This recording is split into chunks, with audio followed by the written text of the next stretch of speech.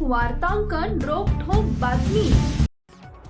दिल्लीतील जंतर मंतर इथं विद्यार्थ्यांवर झालेल्या कथित लाठी हल्ल्याच्या निषेधार्थ आझाद समाज पार्टी काँग्रेस सोलापूरच्या वतीनं आंदोलन करण्यात आले। यावेळी पक्षाच्या पदाधिकाऱ्यांनी केंद्र सरकारच्या विरोधात घोषणाबाजी करत शिक्षण मंत्री धर्मेंद्र प्रधान यांच्या राजीनाम्याची मागणी केली। तसेच या मागणीचे निवेदन पंतप्रधान नरेंद्र मोदी यांच्याकडे जिल्हाधिकाऱ्यांमार्फत पाठवण्यात आले। आझाद समाज पार्टीचे सोलापूर शहर अध्यक्ष अजय रावण मैदर्गीकर यांच्या नेतृत्वाखाली हे आंदोलन करण्यात आले। निवेदनात देशभरात वारंवार घडणाऱ्या पेपरफुटीच्या घटनांमुळे लाखो विद्यार्थ्यांचे शैक्षणिक आणि मानसिक नुकसान होत असल्याचे नमूद करण्यात आले आहे।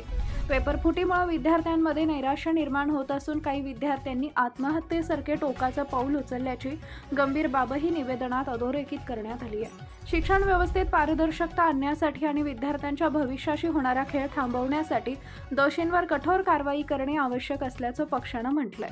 तसेच शिक्षण मंत्री धर्मेंद्र प्रधान यांनी नैतिक जबाबदारी स्वीकारून तात्काळ राजीनामा द्यावा अशी मागणी करण्यात आली आहे। निवेदनाद्वारे शिक्षण व्यवस्था सुधारण्यासाठी तातडीनं प्रभावी उपाययोजना राबवणे, पेपरफुटी प्रकरणातील दोषींवर कठोर कायदेशीर कारवाई करणे, पेपरफुटीमुळे आत्महत्या केलेल्या विद्यार्थ्यांच्या कुटुंबियांना आर्थिक मदत देणे आणि पीडित कुटुंबातील एका सदस्याला शासकीय नोकरी देण्याची मागणी करण्यात आली आहे। यावेळी पक्षांच्या पदाधिकाऱ्यांनी विद्यार्थ्यांच्या भवितव्याशी तडजोड सहन केली जाणार नसल्याचा इशारा देत शिक्षण व्यवस्थेतील त्रुटी दूर करण्यासाठी केंद्र सरकारनं तातडीनं ठोस निर्णय घ्यावेत अशी मागणी केली आहे। महाराष्ट्रातील महत्त्वाच्या आणि ताज्या बातम्या पाहण्यासाठी आमच्या जय हो न्यूज चॅनलला सबस्क्राइब करा आणि बेल आयकॉन प्रेस करा।